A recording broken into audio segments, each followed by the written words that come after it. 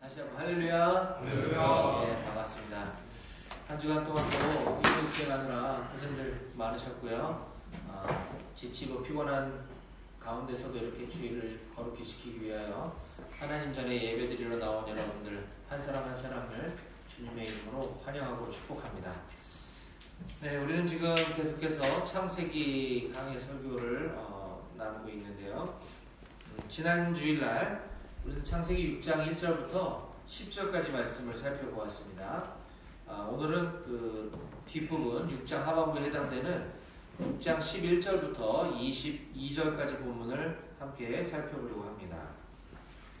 창세기 6장은 한마디로 6장 전체는 한마디로 폭풍 전야와 같다고 말할 수 있겠습니다. 왜냐하면 이제 다음 주에 7장으로 들어가면 노아의 시대에 있었던 하나님의 홍수 심판 사건이 일어나기 때문에 우리는 이제 그 사건을 알고 지금 6장을 보고 있지만 이때 당시로서는 언제 얼마나 크고 무서운 심판이 임할지 알지 못했기 때문에 지금 6장에서는 폭풍 전야와 같다라고 말할 수 있을 것 같습니다.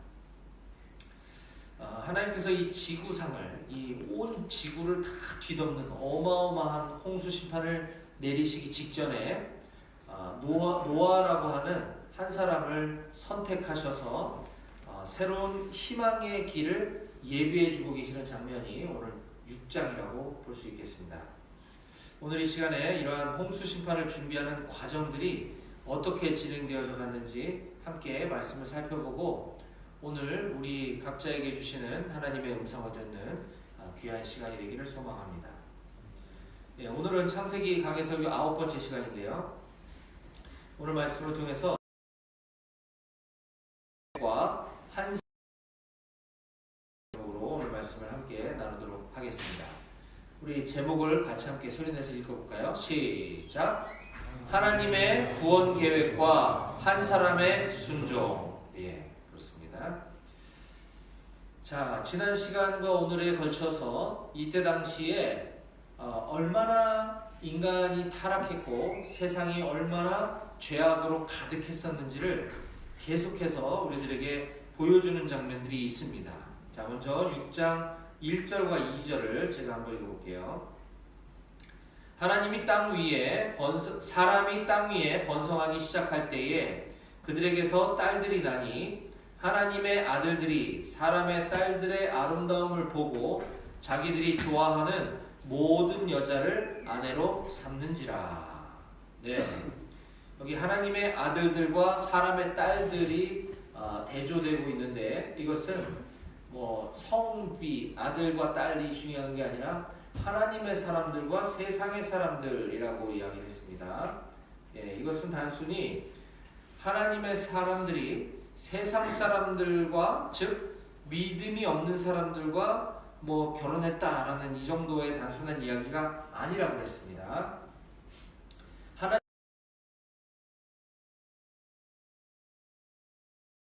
어떤 성적 빠져서 이 죄악에 빠져 있는 상태, 악을 따르는 삶을 살고 있는 것을 나타내 주는 것입니다. 자기들이 좋아하는 여자들을 다 아내로 삼는 것 자체가 말이 안 되는 일이고 이것이 얼마나 큰 죄인지 이때 당시에 시대상이 얼마나 악했는지를 보여주는 구절입니다. 또한 이 시대에 대해서 또 다른 표현으로 언급되고 있는 장면이 바로 오늘 본문이 시작되는 11절부터 13절까지입니다. 같이 한번 읽어볼까요? 11, 12, 13절 시작! 그때 온 땅이 포악함이 땅에 가득한지라 하나님이 보신즉 땅이 부패하였으니 이는 땅에서 모든 혈육 있는 자의 행위가 부패함이었더라. 하나님이 노아에게 이르시되 모든 혈육 있는 자의 포악함이 땅에 가득함으로 그 끝날이 내 앞에 이르렀으니 내가 그들을 땅과 함께 멸하리라. 네, 무시무시한 표현이 지금 등장하고 있죠. 11절에 그 땅이 온 땅이 하나님 앞에 부패했고 12절에 하나님이 보신즉 땅이 부패하였으니 모든 혈육 있는 자의 행위가 부패함이었더라. 예, 이 부패한 것이 계속 반복적으로 표현되고 있는데 이 부패하다라는 단어가 히브리어 샤하트라고 하는 단어인데 이 11, 12, 13절 짧은 세 구절에만 걸쳐서 4번이나 반복적으로 그를 땅과 함께 멸하리라 라고 했을 때 이 멸하리라 라는 단어도 이 샤하트라고 하는 동일한 단어를 사용하고 있습니다. 그러면 이건 지금 부패했다는 뜻이 반복되고 있는데 13절의 주어는 하나님이시거든요. 하나님이 노아에게 이르시되 모든 혈육 있는 자의 포악함이 땅에 가득함으로 그 끝날이 내 앞에 이르렀으니 내가 그들을 땅과 함께 멸하리라. 이게 부패하다라는 단어로 번역이 되면 뜻이 맞지 않기 때문에 여기에 사용한 단어는 동일한 샤하트라는 히브리어 단어를 쓰고 있지만 그 의미는 파괴하다라고 하는 단어를 가지고 있습니다. 즉 하나님께서 이 땅과 인간들이 얼마나 부패했는지를 선언하시는 표현이면서 동시에 이 인간들을 향한 하나님의 분노, 심판을 선포하시는 장면이다라고 보면 되겠습니다. 즉 인간의 범죄와 죄악이 극심한 나머지 급기야 사람들뿐만 아니라 땅도 부패하게 되었고 결국 이 사람과 그 땅과 그 안에 있는 모든 피조물들까지 대상이 될 수밖에 표현해주고 있는 장면이 바로 이 부분입니다. 그 가운데서도 심판당할 수밖에 없는 이 상황 가운데서도 하나님께서 어떤 구원 계획을 마련해 놓고 계셨는지 한번 살펴보도록 하겠습니다. 7절까지를 저랑 여러분들이 한 절씩 번갈아 가면서 한번 읽어볼게요. 제가 14절, 여러분 15절, 제가 16절, 여러분 17절을 읽겠습니다. 자, 제가 읽을게요. 너는 고페르나무로 너를 위하여 방주를 만들되 그 안에 칸들을 막고 역청을 그 안팎에 칠하라.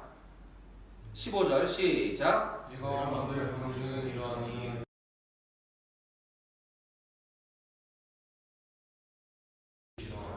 거기에 창을 내되 위에서부터 한 규빗에 내고 그 문은 옆으로 내고 상중하 3층으로 할지니라. 네가 방주를 땅에 모든 육체를 천하에서 멸절하니 땅에 있는 것들이 다 죽으리라. 네, 아멘. 감사합니다. 여기 하나님의 구원 계획이 무엇인지를 언급해주고 있습니다. 방주를 만들어라. 모세를 통해서 하나님께서 말씀해주고 계시는데 하나님께서 그냥 방주를 만들어라가 아니라 방주의 모양과 재료, 규격 이런 것들을 아주 자세하게 설명해주고 계시는 장면입니다. 자, 여기서 방주라고 하는 단어가 우리한테 좀 익숙하지 않은 단어인데요.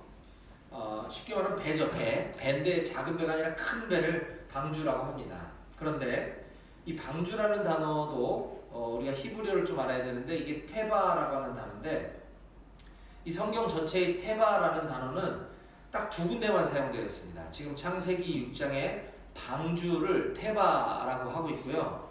또 하나는 모세, 이스라엘의 민족 지도자인 모세, 이집트 백성에서 종으로 노예로 살던 이스라엘 민족을 그 땅에서 해방시켜준 위대한 지도자죠. 이 모세가 태어났을 때 그 아기 모세의 출생 과정을 언급한 출애굽기 2장에 이 테바라는 단어가 등장을 합니다. 그 부분을 제가 그냥 스토리텔링으로 여러분들께 간단하게 말씀드리면 우리가 창세기 뒷부분에 나중에 나오겠지만 이 요셉이 배다른 형제들의 외국 땅에 팔아넘기죠. 이복 형들이. 그래서 이집트 땅에 노예로 팔려간 요셉이 그곳에서 하나님의 섭리로 국무총리까지 성공을 하게 됩니다. 그래서 이 온 땅에 흉년이 들 것을 하나님이 요셉에게 미리 지혜를 주셔서 알려주셔서 그걸 미리 대비를 해놓고 정말 이 땅에 기근이 들자 먹을 것이 이집트 땅에만 있다는 소문을 들은 그 요셉의 아버지 야곱과 그의 형제들이 저 이집트 땅에는 곡식이 있다더라. 가서 사가져 와라. 그래서 아들을 보냈을 때 자신들이 오래전에 이집트의 노예로 팔아넘겼던 동생이 거기 총리가 되어 있다는 소식을 듣고 엄청나게 충격을 받습니다. 그래서 이제 극적인 눈물과 화해 장면이 연출된 다음에 이 총리 요셉이 이집트 왕의 허락을 받고 자기 가족들을 이곳에 이사 와서 살게 해도 괜찮겠습니까? 라고 했을 때 좋다. 허락을 받게 되죠. 그래서 아버지 야곱과 그의 형제들이 이제 이 애굽으로 이집트로 이사를 와서 거기에 이제 자리 잡고 살아가게 됩니다. 자, 그렇게 이제 살아가면서 점점 자손을 낳고 또 자손을 낳고 이러다 보니까 그 이집트 지역에 이스라엘 민족들이 크게 번성을 하게 되는 거죠. 네, 시간이 흐르면서 이스라엘 사람들이 수가 많아지고 그들이 또 똑똑하고 이런 중요한 자리를 차지하게 되니까 이제 점점 이집트 사람들이 위기의식을 느끼게 됩니다. 그러자 애굽왕 바로는 그 이스라엘 사람들에게 말도 안 되는 엄청난 노역을 시키게 됩니다. 그러면서 점점 학대를 하기 시작을 하죠. 그것도 모자라서 급기야는 히브리 산파들, 즉 히브리가 이제 이스라엘 사람이라는 뜻이잖아요. 이스라엘 산파, 그러니까 출산 도우미들에게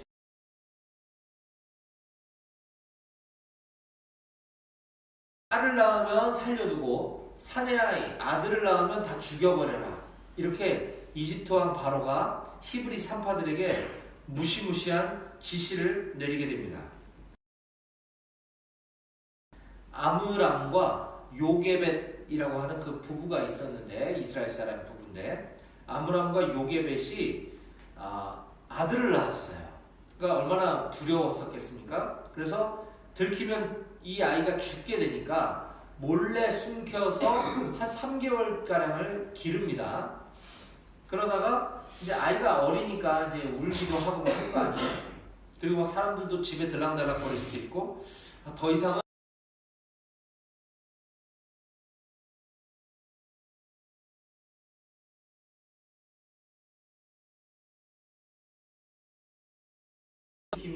키울 수가 없다라는 판단을 내린 나머지 다음과 같은 행동을 합니다. 자, 출애굽기 2장 2절부터 한번 성경을 찾을 수 있는 분들 한번 찾아가 보실까요? 창세기 다음에 나오는 출애굽기 2장 2절부터 6절까지입니다.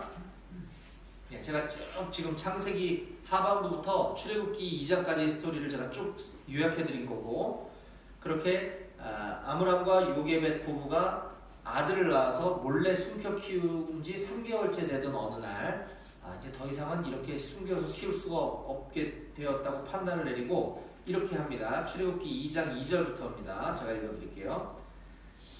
자, 그 여자가 임신하여 아들을 낳으니 그가 잘생긴 것을 보고 석 달 동안 그를 숨겼으나, 자, 그 여자는 바로 요게벳이고 그 아들을 낳았다는 이 아들이 이제 아기 모세인 거죠.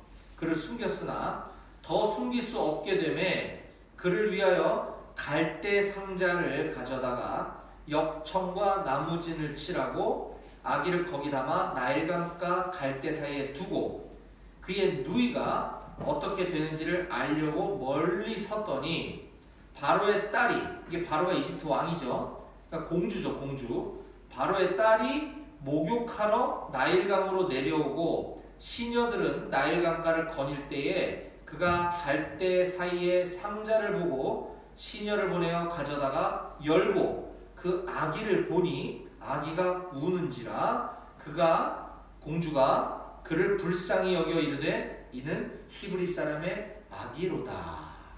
네. 그래서 이제 그 후에 이 아기 모세는 이스라엘의 그 자식인 모세는 원래 죽임을 당했어야 되는데 극적인 은혜로 오히려 거꾸로 이집트 왕궁의 그 공주의 양아들로 이렇게 입적이 되게 되는 이런 반전이 이제 뒤에 가면서 펼쳐집니다. 자, 이 장면에서 바로 3절에 더 숨길 수 없게 되면 그를 위하여 갈대 상자를 가져다가 역청과 나무진을 칠하고 아기를 거기 담아 나일 강가에 띄웠다 이렇게 나오는데, 이 상자라는 이 단어가 바로 테바라고 하는 똑같은 단어를 쓰고 있습니다.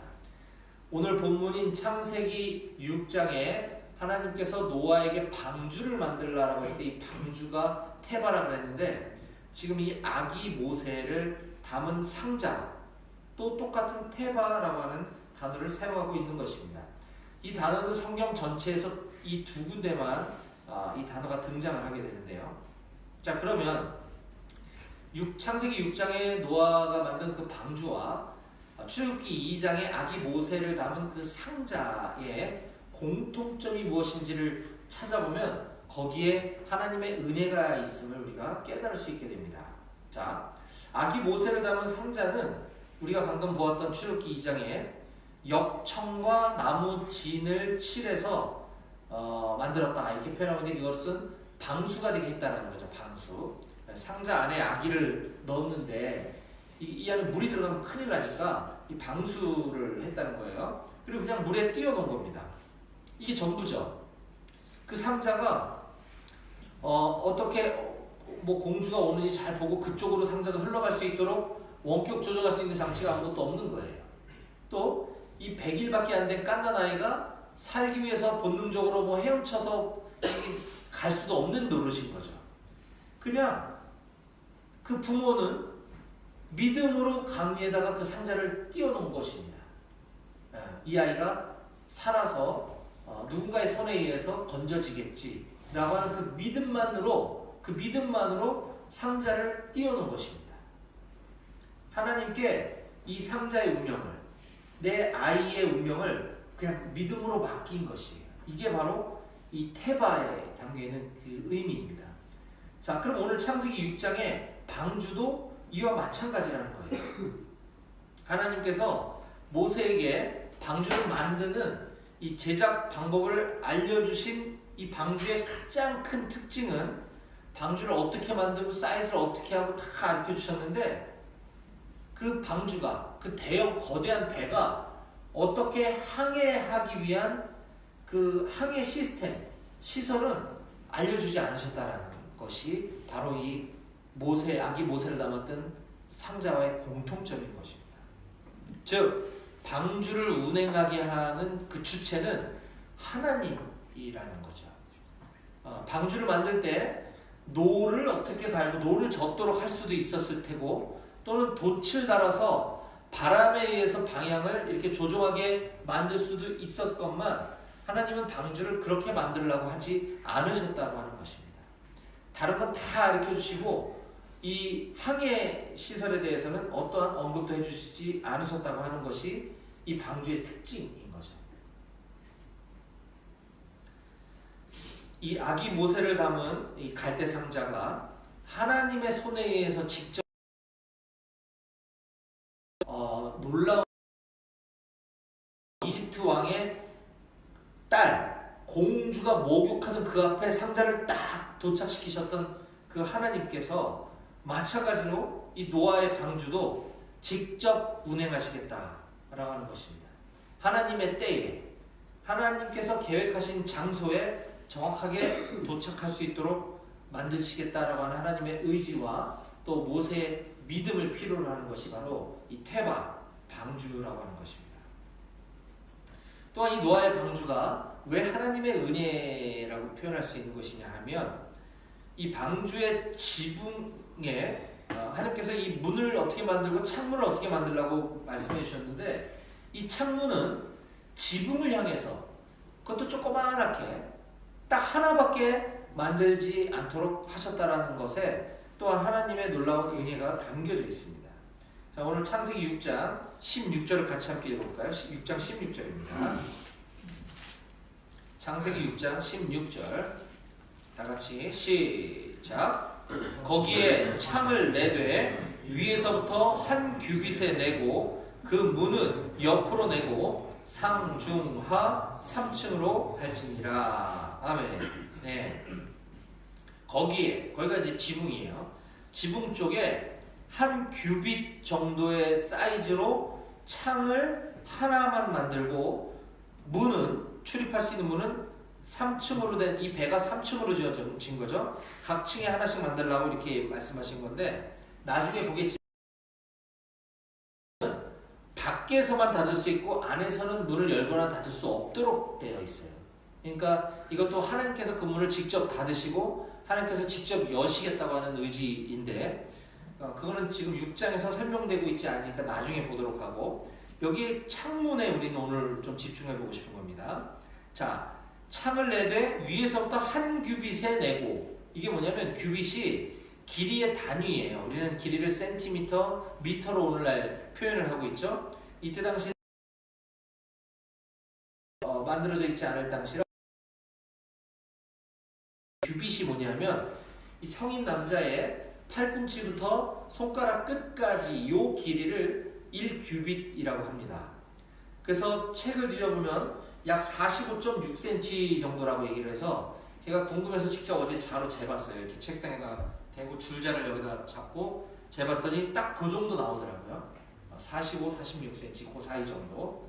그래서 약 45.6cm가 1규빗인데 창문의 사이즈가 1규빗이라는 거 아닙니까? 딱 요만한 사이즈로 창문을 만들라는 거잖아요. 그죠? 우리 창문보다도 훨씬 작은 걸 알 수가 있고 이 배의 규모에 비하면 요만한 창이 딱 한 개, 그것도 지붕을 향해서 나 있다고 하는 것입니다. 그럼 배가 얼마나 컸는지를 한번 볼까요? 이 배의 사이즈도 설명을 다 해주고 계시죠. 배 사이즈를 내가 어디다 적어왔는데 자, 6장 15절에 언급되고 있습니다. 6장 15절 내가 만들 방주는 이러하니 방주의 그 길이는 300규빗 너비는 50규빗 높이는 30규빗이라. 자, 이러면 우리가 이제 사이즈를 알 수가 있죠. 1규빗은 45.6cm라고 했으니까 길이가 300규빗이라는 것은 계산을 해보면 136.8m 배의 길이가 136.8m라는 거예요. 어마어마하죠? 여러분들 100m 달리기 하는 트랙을 생각해보면 그거보다 더 긴 거라는 거죠. 넓이는 50규빗 22.8m 높이는 30규빗 13.7m 되는 높이의 배를 만들려고 하는 거예요. 그 배의 창문은 달랑 한 개 1규빗 45.6cm 되는 거를 그것도 지붕을 향해서 야, 이게 무슨 시츄에이션인가? 자, 창문의 용도가 뭡니까, 여러분? 창문은 볼 수 있는 게 창문이잖아요. 그렇죠? 창문은 옆으로 만들지 누가 창문을 지붕으로 만듭니까? 창문이 옆에 나 있어야 도대체 바깥 이제 이 방주가 홍수로 인해서 물 위에 떠 있을 때 바깥은 얼마나 피해가 극심한지 들었는지 바깥에 지금 상황이 어떤지를 알 수 있는 것은 바로 창문을 통해서 알 수 있는 것인데 창문이 지붕으로 향해 놨을 때는 그걸 도저히 알 수가 없는 것이죠. 이것이 바로 하나님만 바라보라라고 하는 하나님의 놀라운 설계도인 것입니다. 세상의 그 위험과 그 죽음과 이런 것들 바라보지 말고 세상을 향해 시선을 두지 말고 오직 하나님께로만 시선을 두라고 하시는 하나님의 놀라운 섭리가 바로 이 창문에 담겨있는 비밀이다라고 하는 것입니다. 이 노아의 방주는 그저 단지 이 방주에 담긴 옛날에 있었던 어떤 한 이야기 사건에 불과한 것이 아닙니다. 바로 이 방주는 오늘날에도 마찬가지로 이 구원의 방주, 이 방주에 타야지만 심판을 면하고 죽음을 면할 수 있었던 것처럼 바로 오늘날에도 예수님이라고 하는 예수 그리스도라고 하는 방주를 하나님께서 우리에게 보내주셨습니다. 그래서 이 예수님을 믿고 구원받은 우리들의 모습을 비유해주고 있는 장면이 바로 이 노아의 방주 사건인 것이에요. 이 오늘날에도 예수님을 믿지 않은 채 살아가는 이 죄악 가득한 세상 가운데서 하나님께서는 저와 여러분들을 노아처럼 선택해 주시고 불러주셔서 구원해 주셨습니다. 믿으십니까? 아멘. 네. 그렇다면 하나님께서는 오늘 우리들도 동일하게 노아처럼 세상을 바라보며 한눈 팔지 말고 오직 하늘로 난 창문만 바라보며 하나님만 바라보며 살아가기를 원하고 계십니다. 또한 우리 인생의 항해라고 하는 이 여정 속에 우리의 삶을 오로지 전적으로 우리 스스로 노저 인생의 항해를 헤쳐나가려고 하지 말고 하나님의 손에 맡기길 원하십니다. 그것이 테바라고 그랬죠. 우리 스스로가 아닌 하나님께서 직접 저와 여러분들의 인생의 항로를 운행해 주실 때에만 우리는 안전한 길로 나아갈 수 있음을 믿습니다. 아멘이시죠? 네. 지금까지 하나님의 은혜에 대해서 살펴보았고요. 이제 한 사람의 순종에 대해서 살펴보도록 하겠습니다. 이 노아라고 하는 한 사람을 먼저 좀 주목해 보고 싶은데, 이 노아는 어느 날 갑자기 멀쩡히 살아가다가 하나님께서 너 이제부터 큰 배를 만들라라는 말씀을 듣게 됩니다. 너무 황당하죠. 내가 물로 세상을 심판해 버릴 거야. 한 번도 본 적이 없어요. 그런 일이 있었던 것을. 근데 방주를 만들라는 거죠. 이 마른 하늘에 이 땡볕에 방주를 만들라고 지시하십니다. 15절. 내가 만들 방주는 이러하니 그 길이는 300규빗, 너비는 50규빗, 높이는 300규빗이라. 30규빗이라. 이 사이즈에 대해서 아까 제가 설명해 드렸던 것처럼 이 마른 하늘에 방주를 만들라는 것도 황당한데, 우리가 오늘날에도 조선소는 바닷가에 있습니다. 그렇죠? 이 철원 땅에 조선소 만들라고 하지 않아요. 여기 배 만드는 공장이 여기 철원에 있을 수가 없죠. 그거는 바닷가에만 있어야 되는 거예요. 그런데 뜬금없이 배를 만드는데 어마어마하게 큰 배를 만들라고 하나님이 노아에게 말씀하셨습니다. 저 같았으면 어떻게 했을까? 한번 생각해 봤어요. 안 믿어졌을 것 같아요. 이게 하나님의 음성인가? 이게 귀신의 음성인가? 헷갈렸을 수도 있을 것 같죠? 게다가 또 더 황당하고 어려운 미션이 또 주어집니다. 19절과 20절입니다.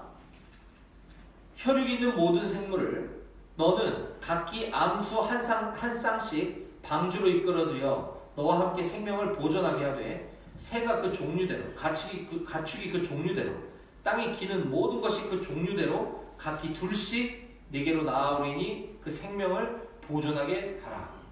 자, 이 장면은요, 네가 그 방주를 다 만들거든 이 세상에 있는 모든 생물들, 모든 동물들, 곤충들, 새들 막론하고 그 암수 한 쌍씩 데려다가 그 방주에 다 들어가게 하라는 말씀이에요. 여러분, 동물의 종류를 다 아십니까? 모르지 않아요? 네. 이 세상에 있는 모든 동물들을 다 암수 한 쌍씩 찾아내는 것도 어려운데 그거를 또 배 안에 집어넣어요. 여러분들 어렸을 때 요즘은 곤충 채집 이런 거 하는지 잘 모르겠는데 메뚜기 잡아갖고 통 안에다가 집어넣고 문을 얼른 닫아야 돼요. 그렇죠? 그리고 매미를 잡아서 또 거기다 넣을 때 이 문 열다가 갑자기 메뚜기가 튀어나오면 짜증나요. 그렇지 않아요? 안 튀어나오게 잘 해놓은 다음에 매미를 집어넣고 얼른 닫아야 되죠. 그러다가 또 잠자리를 잡았어요. 그거 넣으려고 뚜껑 열었는데 얘네가 또 나와버리면 짜증나죠. 이거를 잘 어떻게 넣는 것도 어려운데 하물며 이 방주 안에 그 먼저 들어갔던 동물들이 나오지 않게 어떻게 했는지 모르겠습니다만 이 모든 동물들을 다 집어넣으라고 하는 것이 정말 황당하기도 하고 너무너무 힘든 미션이었을 것 같다라는 상상을 좀 해보게 되었어요. 거기다가 21절입니다. 너는 먹을 모든 양식을 네게로 가져다가 저축하라. 이것이 너와 그들의 먹을 것이 되리라. 도대체 얼마나 많은 양의 먹을 거리를 준비하라는 건지, 그것도 이 수많은 동물들이 먹는 게 다 다를 거 아니에요. 누구는 풀을 먹고 누구는 뭐를 잡아먹고 다 다를 텐데 도대체 무슨 먹거리를 며칠 분량으로 얼만큼 저축하라는 건지도 좀 어려운 말씀을 지금 하고 계십니다. 그런데 노아가 어떻게 했는지 보시겠습니다. 22절. 노아가 그와 같이 하여 하나님이 자기에게 명하신 대로 다 준행하였더라. 아멘. 네, 저는 저와 여러분들이 이와 같이 하나님의 말씀을 온전하게 다 준행하는 삶을 살아가기를 간절히 소망합니다. 성경에 이 짧은 한 줄로 표현된 이 노아의 순종, 노아라고 하는 이 한 사람의 순종으로 인해서 이 세상이 모두 다 죽음당한 그 시대 가운데 다시 하나님의 새 창조가 시작되었다고 하는 놀라운 사실입니다. 또한 이보다 더 중요한 것은 하나님이 이 노아 홍수 심판 사건 이후에 다시는 내가 물로 세상을 심판하지 않으시겠다고 약속해 주셨습니다. 그 약속을 보증해 주신 증표가 바로 우리도 오늘날 보고 있는 바로 무지개라고 하는 것인데요. 저 뒤에 창세기 9장 11절부터 13절까지 제가 한번 읽어드릴게요. 9장 11절, 12절, 13절입니다. 내가 너희와 언약을 세우리니 다시는 모든 생물을 홍수로 멸하지 아니할 것이라. 땅을 멸할 홍수가 다시 있지 아니하리라. 하나님이 이르시되 내가 나와 너희와 및 너희와 함께하는 모든 생물 사이에 대대로 영원히 세우는 언약의 증거는 이것이니라. 내가 내 무지개를 구름 속에 두었나니 이것이 나와 세상 사이의 언약의 증거니라. 네. 그래서 여러분들 오늘날에도 무지개를 볼 때 되게 이쁘다, 와 무지개다 이 정도가 아니라 옛날에 인간들이 너무너무 죄가 가득한 나머지 하나님이 세상을 홍수로 심판하셨었구나 라고 하는 것을 우리는 기억해야만 합니다. 또한 우리도 하나님께 심판당하지 않으려면 믿음으로 살아가야지 라고 하는 다짐을 하시도록 하나님이 이 무지개를 허락하셨다고 하는 것입니다. 무지개를 볼 때 여러분들이 그걸 꼭 기억하시기 바라고요. 자, 이 대목에서 그럼 어떤 사람들은 이런 생각을 하는 분들이 있는 것 같아요. 내가 다시는 물로 세상을 심판하지 아니하리라 라고 하시니까 그러면 다 말세에 마지막 때에 하나님 이제 불로 심판하시려나? 이런 상상도 해볼 수 있을 것 같아요. 근데 모르겠습니다. 근데 그게 중요한 건 아닌 것 같아요. 중요한 건 하나님이 이제는 이와 같은 방법으로 내가 인간을 심판하지 않을 거야. 이와 같은 방법으로 인간을 구원하지 않을 거야 라고 다짐하셨다고 하는 거예요. 그럼 하나님은 노아의 방주 대신 죽음을 피할 수 있는, 구원받을 수 있는 길을 열어두셨는데 그것이 뭐냐 하면 바로 예수 그리스도라고 하는 사실입니다. 인간을 죄에서 구원하시기 위한 방법으로 이제 더 이상 방주 같은 거를 하지 않으시고 하나님께서는 당신의 하나밖에 없는 외아들 예수님을 우리 사람과 같은 모습으로 이 세상에 내려보내주셔서 우리 죄를 대신해서 십자가 사형 제물이 되게 하심으로 우리의 죄의 문제를 처리하시고 우리를 구원받도록 새로운 방법을 택하셨다라고 하는 것을 우리가 꼭 기억하시기 바랍니다. 자, 오늘 말씀을 정리하겠습니다. 우리는 오늘 노아라고 하는 한 사람의 순종으로 구원의 방주가 만들어졌음을 보았습니다. 마찬가지로 하나님께서는 우리를 오늘날 우리를 구원하시기 위해서 예수 그리스도라고 하는 한 사람을 택하셔서 예수 그리스도께서 하나님 말씀에 순종하심으로 말미암아 십자가 죽음의 길을 걸어가셨기 때문에 우리가 구원받을 수 있었다고 하는 사실을 믿으시기 바랍니다. 로마서 5장 18절 19절에 그런즉 한 범죄로 많은 사람이 정죄에 이른 것 같이, 이거 아담의 죄를 말하는 거예요. 한 의로운 행위로 말미암아 많은 사람이 의롭다 하심을 받아 생명에 이르렀느니라. 한 사람이 순종하지 아니함으로 많은 사람이 죄인 된 것 같이 한 사람이 순종하심으로, 예수님을 말하는 거예요, 많은 사람이 의인이 되리라. 아멘. 예수 그리스도 한 사람의 순종으로 우리들에게 구원의 은혜가 베풀어졌음을 믿으시기 바랍니다. 또한 하나님의 홍수 심판에서 구원을 받을 수 있는 유일한 방법은 바로 테바, 방주라고 하는 것을 우리가 보았습니다. 마찬가지로 오늘날 구원을 받기 위한 유일한 방법은 하나님께서 우리를 구원하시기 위해 선택하신 하나님의 그 단 하나의 은혜는 바로 예수 그리스도를 믿는 방법뿐이라고 하는 사실입니다. 예수 그리스도를 믿는 것도 구원의 방법이고 뭐 착하게 선행을 많이 쌓는 것도 구원의 방법이 아니라 예수 그리스도를 믿는 방법만 유일하게 오늘날 우리에게 허락하신 테바라고 하는 사실을 꼭 기억하시기 바랍니다. 네. 사도행전 4장 12절입니다. 다른 이로서는